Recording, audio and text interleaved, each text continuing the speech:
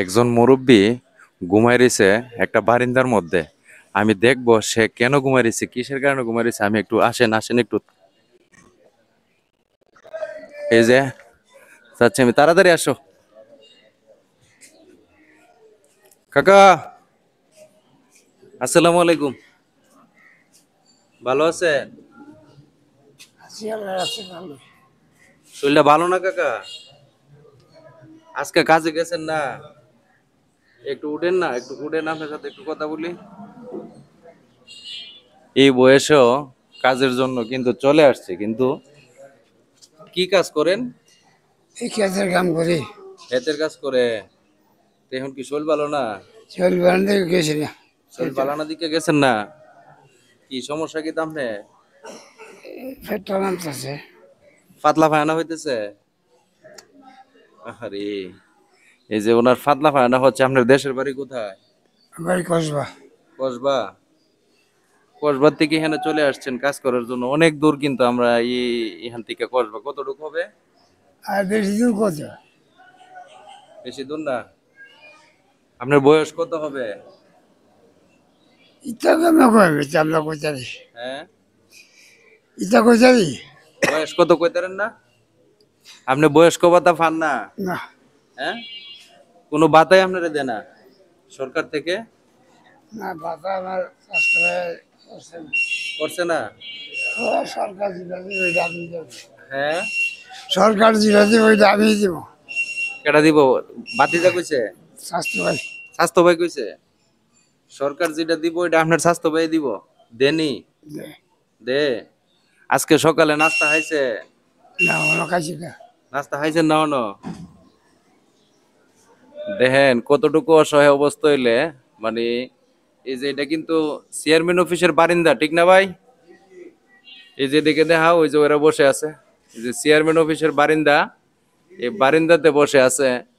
মানে এখানে আসছে কাজের জন্য। ওই যে ধান ধান হেত লাগান না, হেত লাগানো কাজের জন্য আসছে। কিন্তু এখন বয়স তো ওনার প্রায় 70-এর উপর হবে না? 70-এর উপর হবে, কিন্তু কর্মের জন্য কিন্তু চলে আসছে আমরা এই এলাকাতে কর্ম করার জন্য। তো আমি আপনার নাস্তার কিছু পয়সা দিয়ে আপনি নাস্তাটা খান। না, হ্যাঁ, না, টেহা আছে। টেহা আছে? টেহা আছে। আমি দিলে আপনি নিতেন না? দয়া হ্যাঁ, করলে নিতাম না। হ্যাঁ, দয়া করলে নিতাম না। দয়া করলে মানে সাহায্য করলে নিব, তো নিতাম না করে। নিবেন? আচ্ছা আচ্ছা। আপনার ছেলে মেয়ে নাই বাবা? না, হ্যাঁ, ছেলে মেয়ে নাই? মেয়ে আছে 3টা। ছেলে নাই? না, মেয়ে কি বিয়ে দিছেন? মেয়ে বিয়ে দিলাইছি। মেয়ে বিয়ে দিয়েছেন? বাড়িটা বিক্রি করে হ্যাঁ, বাড়িও বিক্রি করে লেছেন? 15 শতক বাড়ি বিক্রি করছি। ওখানে আছে 5.5 শতক। আচ্ছা। এটা বেঁচে আমি আছি।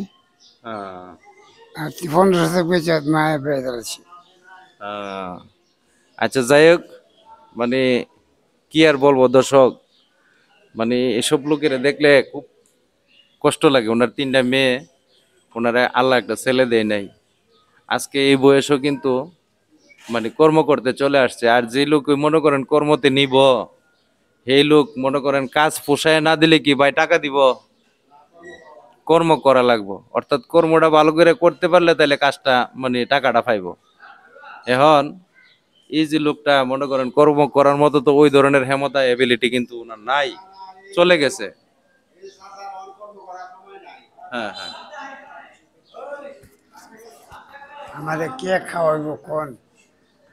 আমি তো নিন, দেড়শো এই আছে যে না। এই টাকাটা গুলা দিয়া আপনি নাস্তা খায়েন। হ্যাঁ, 150 আছে না, গ্রামও আমি যাইতাম না।